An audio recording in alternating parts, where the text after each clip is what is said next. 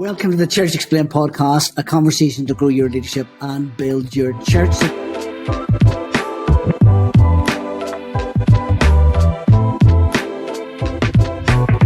Today we're so excited. We've got a special guest on the podcast today. Do you want to tell us who he is, Nathan? Yes, he's my brother, Sam Benger, and we're excited. He's one half of our Icon Online pastors, and today we're going to be talking about church production on a budget. So Sam is normally behind the scenes, but this time, Sam, you're right in full centre. So welcome, Sam. Thanks for having me on the podcast. It's good to be here. It's about time too, isn't it? Really? Oh, I know.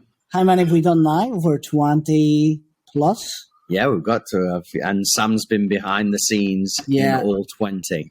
So we want to say thank you to Sam for all the good work he's done. Anything that sounded really well, it was down to us. Anything that was really bad, it was down to Sam, I think, really. Yeah, any technical issues, it was Sam's fault. Sam's issue. So welcome, Sam, to the podcast.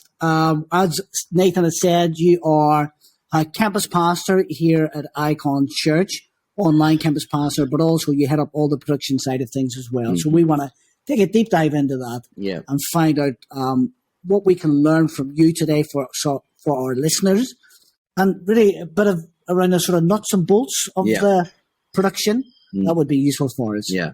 But why don't we kick off, Sam, by you just sharing a little bit about your background, family, and also what you love to do for fun. Yeah, so as has been said, I'm Sam. I have a wife, Rachel, who helps me do a lot of things, the organisational side of things.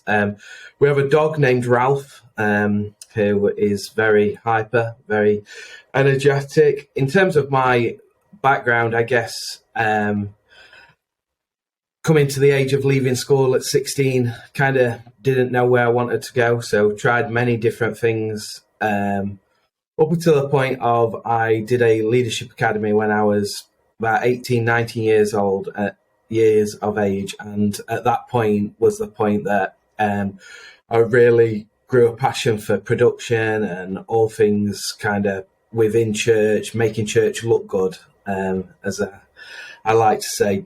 But yeah, I'm from Chesterfield, big town, amazing town, big club, big football team, best team. And what I do for fun, I like to ride mountain bike and also enjoy going to watch the mighty Spy play.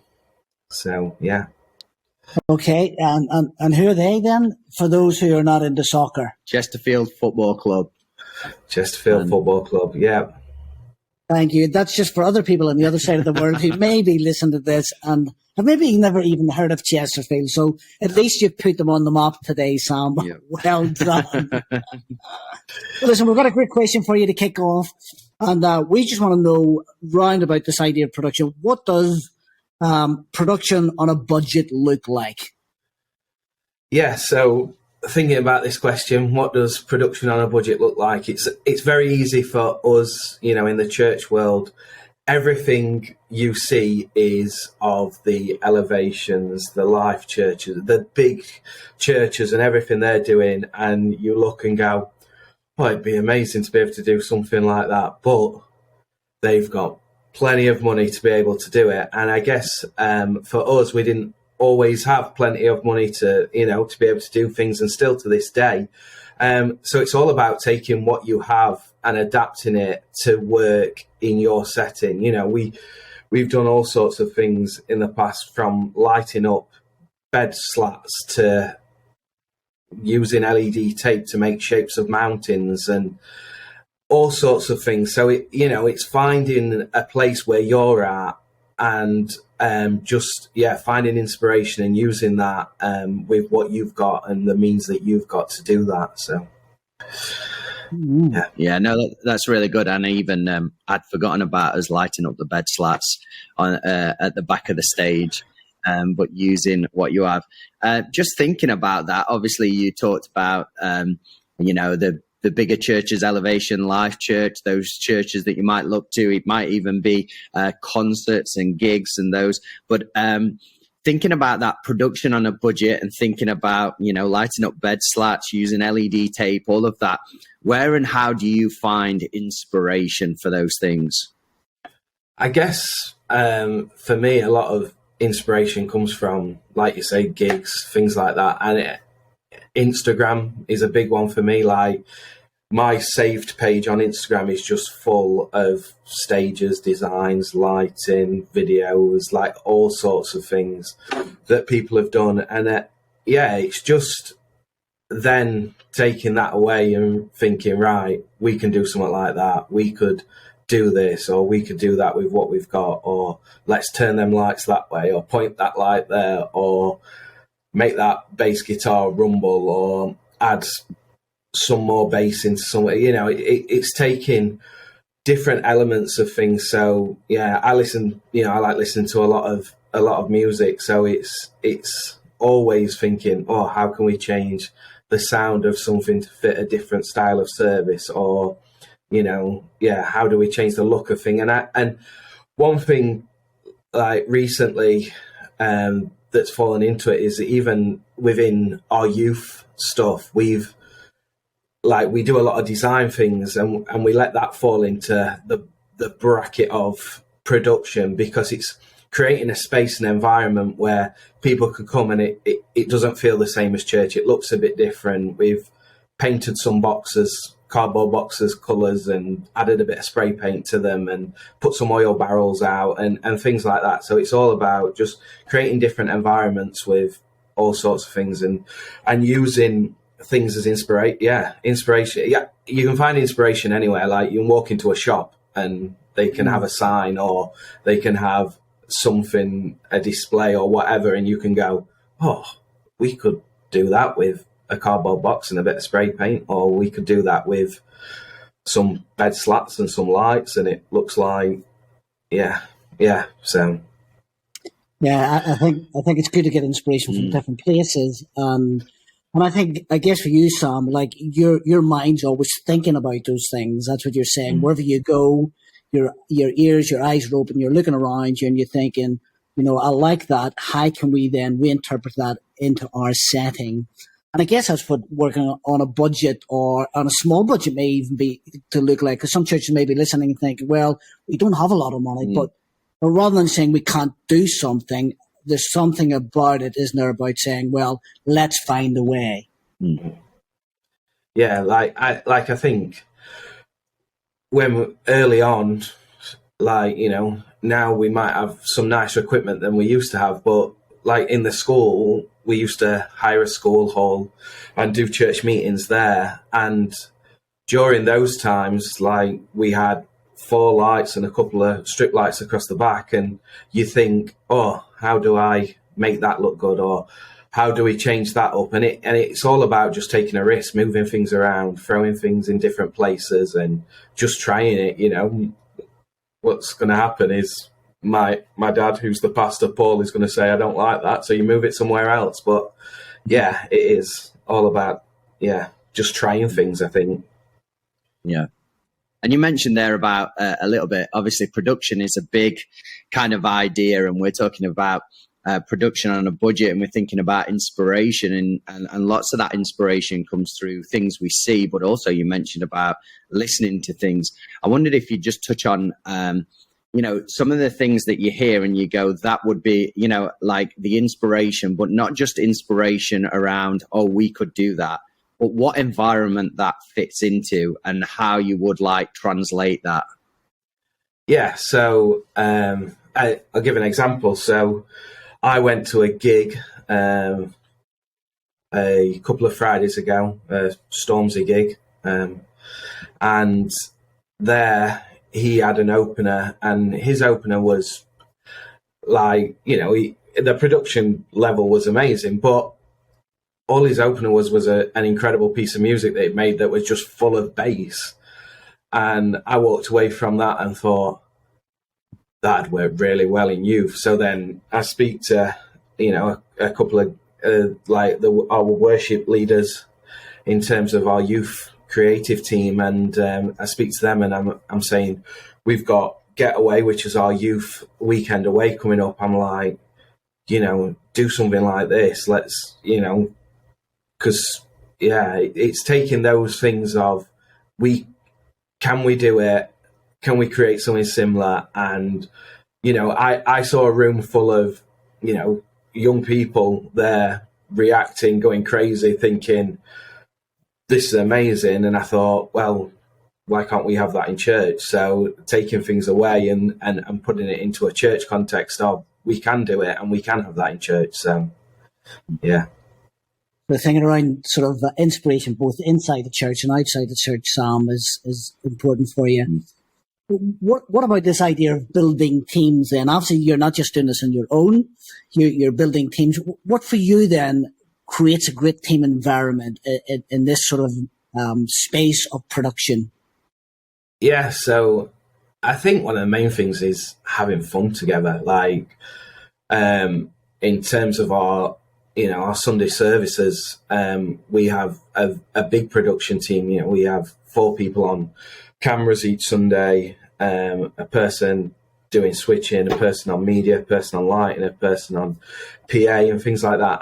And what you can find sometimes is right up until the final 20 seconds of the pre-roll countdown video into worship is that you're having a laugh and a chuckle down the headsets with each other, because you want to create environments of fun where people want to be a part of something, where people want to come and serve and enjoy, and I'm not, it's not easy work all the time, things go wrong, or, you're finding new things and you're constantly thinking on your feet and stuff like that. It's not easy work. You're not just coming in to do an easy job, but actually when you can have fun, like, people want to be around that and people want to be involved with that. So we can be having fun, but also ownership, giving people ownership. Like, within all those teams, we've got people that lead parts within those teams because we want to give ownership to people, where we've seen leadership on people's lives, or we've seen people really step up and take something to the next level, putting ownership on them, because then they take the team further than I can do, or me and Rachel can do on our own. They'll take it even further than that when there's a big team around you that are all on the same wavelength, all looking for the same thing. It just really inspires people to push things forward and keep doing more. So do you find when you give ownership, which is a difficult thing, because for many leaders, we like to have control. We like to know everything's sorted. But when you give ownership, do you find, and just back onto the inspiration thing, do you find those people then come up with ideas of, here's what we could do, here's what could happen? And I don't know if that happens, whether you have a specific example as well, Sam. Yeah. So we give a bit of ownership to people. They really run with ideas. So we have a guy who literally has joined team over the past month, let's say, and has really got involved. And his first time serving, a full service. And what can happen is people can do things for a while. So for myself, I do a lot of the camera switching. So you can do things for a while, and it can you can get a little bit stuck of, I don't know what's next or where to go next. So we've had a guy who's joined the team, and he did this role, and he came up with an idea that we've been implementing, where we have a roaming camera on a Sunday, and it'd come to kind of the message, and we'd put the roaming camera down for that part, because if you have someone walking around with a camera and you switch to it, it can sometimes make people feel a bit seasick watching someone preach a message while there's a shaky camera going on.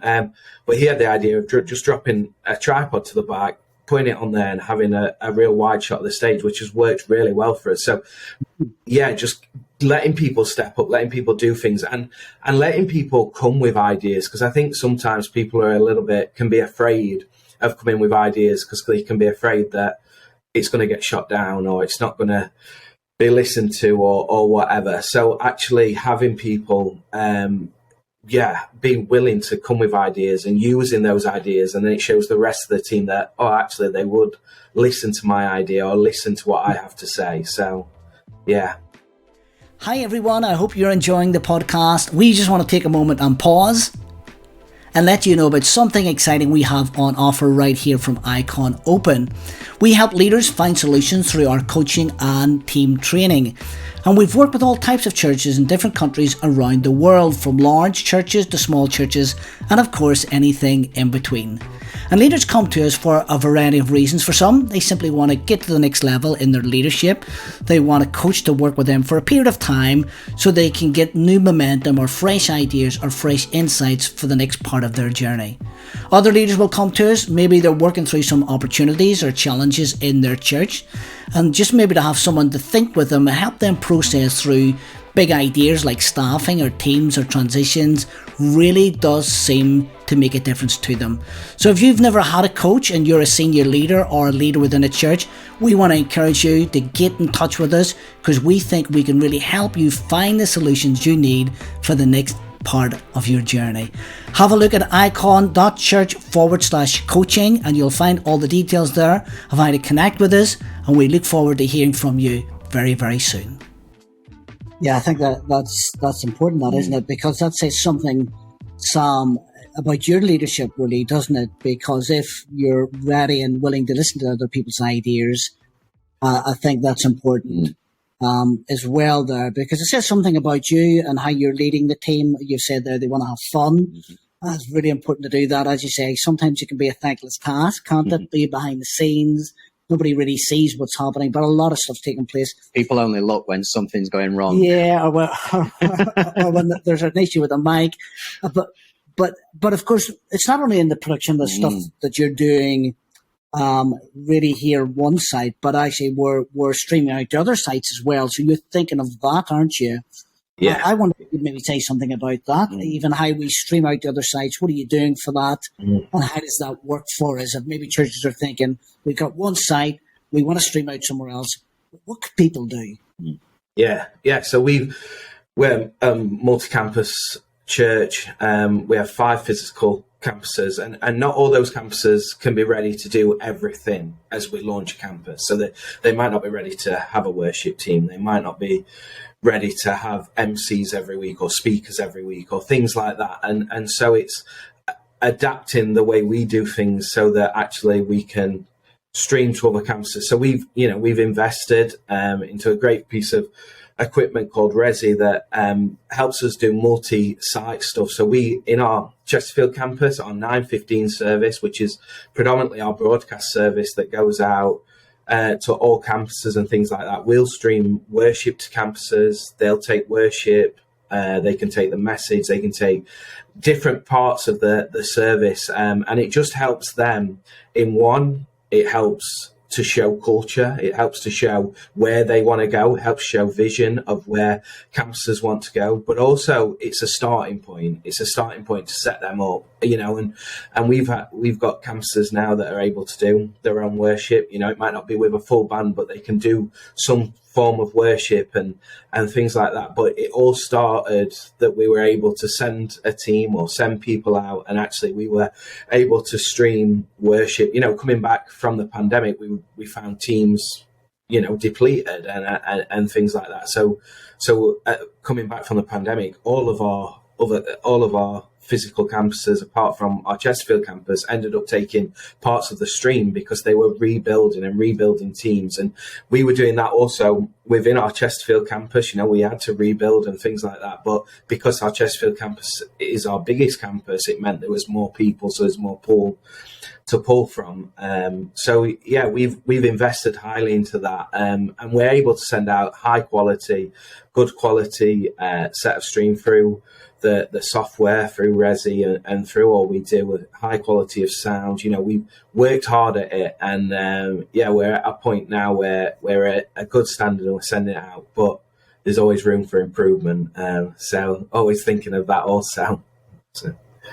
Yeah, and I'd add, just being part of it helps us for us, we want a one church feel, and it helps do that. You're able to, send that out, and it creates a one church feel. And so think you and the team have done an incredible job. Absolutely. And it didn't start with Resi. I know we've been able to invest now, but we were using YouTube, and we were making things work for us. We were trying to make things work. And, that's my encouragement to some churches out there. There's some things that you want to do, you can find a way. And you can find a way to do it. And so just thinking about that, someone starting with production, thinking about this production, maybe, a church starting out, maybe someone even listening to this who's pioneering or thinking of starting a church, like, where would you start? Where would you suggest a church would start in terms of this, like, production on a budget? Yeah, I guess I would say, you have probably what people would say the three main things would be like a media, lighting, and PA. But like the way the world's moving and the way technology's moving forward, like you don't need all those things. So I'll take into example our Stocksbridge campus, even our Rotherham campus as well. They have people, they have someone who can do PA for them, but they might not have someone who can run media. So, we use technology that tracks Q media and things like that. So I think find people in your church that are just willing to have a go at things. So find people that will grasp a hold of being passionate, that want to push things forward. Churches starting out, I would say, if you don't have a worship team, like there's plenty of worship videos out there. You can worship along to videos. You can worship along. We did it as a church when we first started our youth ministry. Like we had a CD playing and somebody doing words to the CD. Like I think you just got to start somewhere. And I think it's taking that step of what fits for you.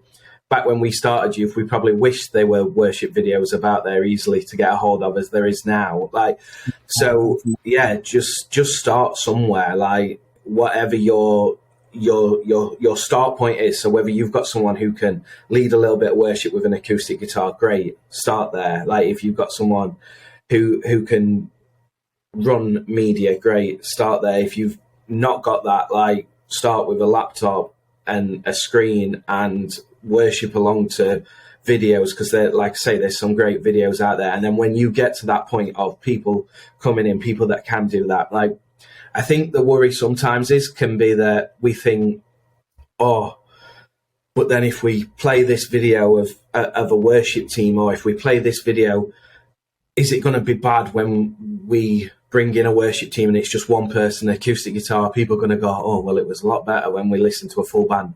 I think the atmosphere in the room will change and shift and be more engaging for people and easier for people to engage with. Like, we listened to, like I was saying, when we started our youth ministry, we used to listen to Hillsong United songs that were well produced, like produced in studio albums, things like that, live, big audiences. And then we started with a band that half of them didn't know how to play their instruments, but it worked for us because we would just had fun and a bit of a wild time with young people. But yeah, I'd just say start somewhere, like just do something, take that step. Like if 1 week you think, well, let's try, I can't put all this onto a worship leader. I've got one guy who play guitar, I can't put this onto him every week. Well, plan it in that he's not doing it every week. Maybe some weeks you can have a bit of pre-recorded worship. Maybe some weeks, he can lead worship and things like that. So yeah, I'd just say start somewhere. Great advice, that, isn't it? Yeah. Start somewhere. And I like the idea there you were mentioning, Sam, that obviously you've tried some of this stuff even in the youth setting. And sometimes that can be a good place to innovate, try new things in a different environment, maybe before you bring them to a Sunday service. There's something powerful in that that you can do. And I know that's what you've mentioned, that sometimes you'll do that. You'll innovate maybe in a youth service, but sometimes it can find its way then to a Sunday service as well, and really have a wow factor. So yeah. Anything else from that before we get to the next question? Oh, well, I was just gonna say as well, the opposite is true. Like you were mentioning about, sometimes we can be afraid to worship to a screen, or and what I'd encourage people is, if you have got some level of budget, for us in some of those campuses, we've invested in big screens. Yeah. So it's not, a tiny screen that people are trying to engage with, but actually it's this big screen. And I think the opposite can be true as well. Sometimes we're afraid of how will people react. But, we found in our setting, yes, there's, live worship is amazing, but actually people engage with pre-recorded. And as long as you've got, for us, we found bigger the screen and better kind of technology, decent projector, people will engage with that. Any thoughts on that, Sam? Yeah, no, I think, and I would say when looking big screen, look for short throw projectors because you might not have the biggest of spaces. So that's worked for us. We all our campuses, and yeah, I think back to when the pandemic started, and this relates a little bit to that, but we were all going online, and it was kind of a little bit unknown for us. We'd done online services, but we'd really just streamed our service. We had one cameraman, and we'd streamed our services on a Sunday. And so we're all going online. And I remember us having a leaders meeting, and I remember saying in that leaders meeting, we've got to be all for this. We've got to be in the comments, all for this, engaged in everything, because if we're not, then the congregation won't be and won't be bothered. And I think it's the same on a Sunday. If you haven't got a worship team, and you're streaming or you're watching something on a screen or worship and things like that, you've got to be all for it. You've got to be fully engaged in it, because Nathan on the call, he was youth pastor in our Chesterfield campus, and all our campuses oversaw them, and he used to say, if we walk, young people will stay still. We've got to sprint to get young people walking, and following us. And I think that's the same with any person. We've got to be one step ahead. We've got to be pushing forward to get everybody involved in it. So, yeah.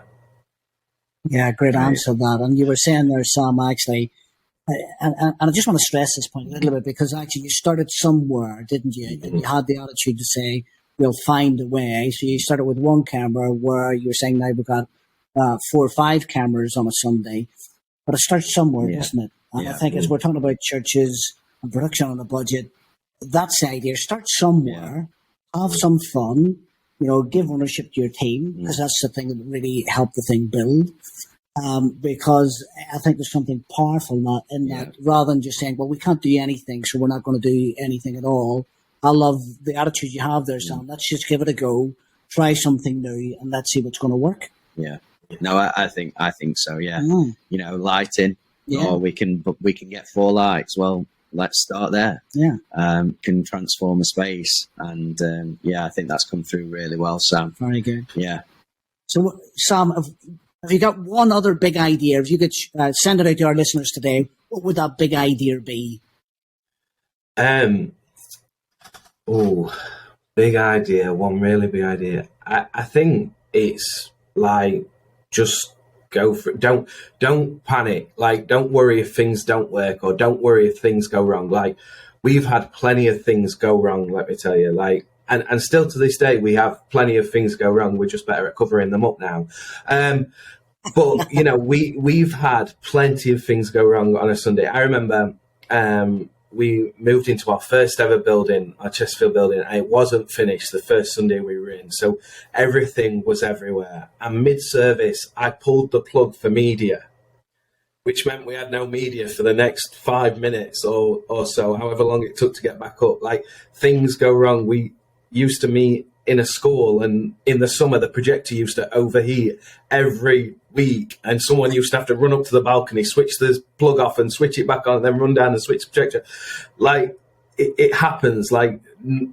Things go wrong. Things don't always work out, but actually don't worry about it.